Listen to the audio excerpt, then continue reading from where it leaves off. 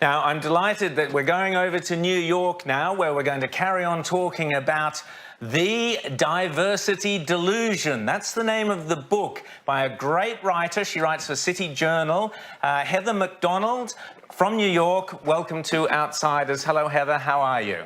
I'm great, Rowan. Thank you for having me on. Well, delighted to have you here.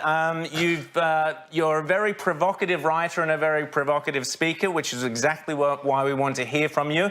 I love your idea. Well, I do love the idea that you've put forward this concept that there are all these rape crisis centres across all these universities, but in fact, the people sitting there manning the phones, for the most part, don't have an awful lot to do. Tell us about your very controversial theories on rape crisis, the rape crisis in universities. Well, we hear these amazing statistics that 1 in 4 to 1 in 5 females in American undergraduate colleges will be sexually assaulted during their college careers. That is a crime rate that is basically unmatched any place on earth today. It's so preposterously high.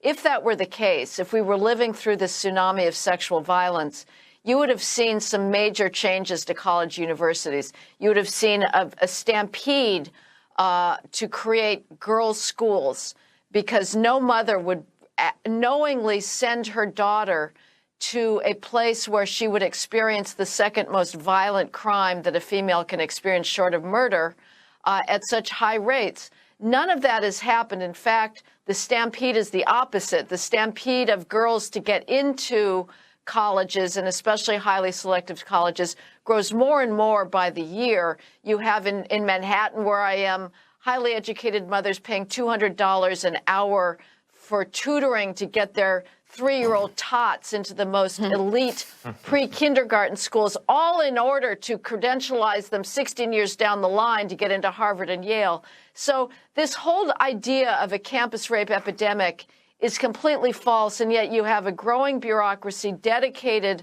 to the proposition that females are victims. And of course, you have a lot of female students themselves who are voluntarily and gleefully embracing the victim identity, and a lot of males that are being falsely accused of rape when what was really going on are these drunken, deliberately drunken campus one-night stand hookups, which is a very different thing than the terrifying experience of rape.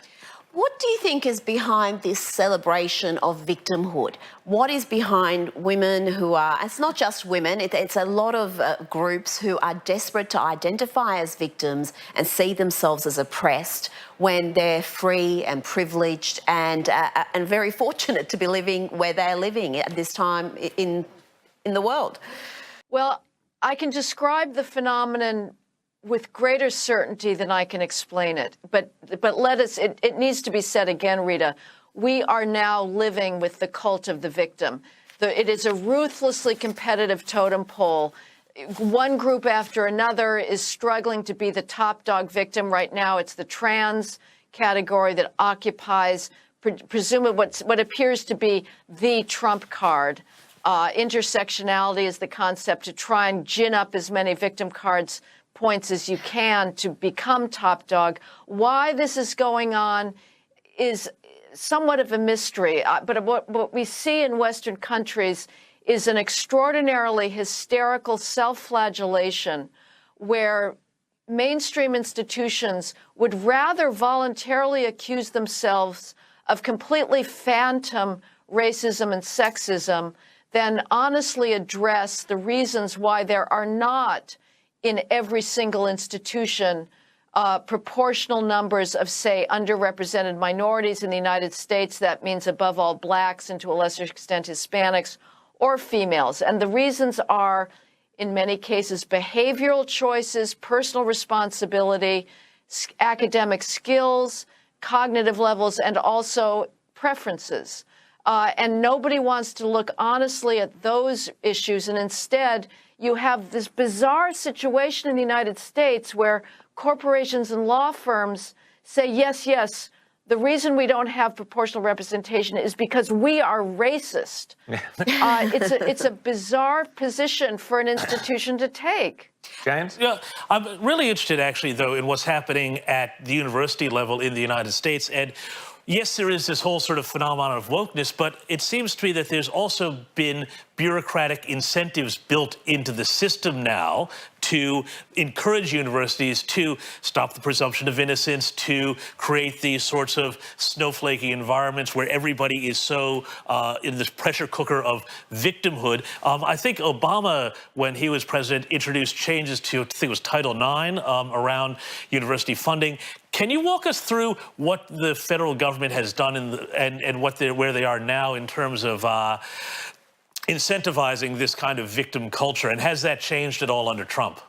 Well, I can walk you through it, James, with a caveat in that I don't think the primary problem here is legal or regulatory. I think it is ideological. I think what we are seeing is a long-term war on Western civilization.